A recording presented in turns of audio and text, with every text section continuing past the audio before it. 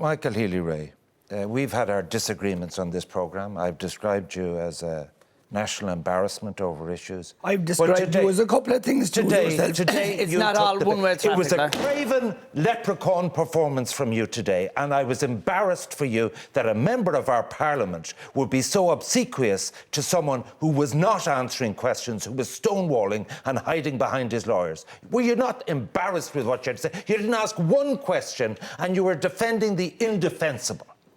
Do you know, your rudeness goes beyond belief if that's the way you invite a person onto your show and you go slapping the table like a spoilt little pup. Do you know, I'd ask you a question. Who do you actually think you are?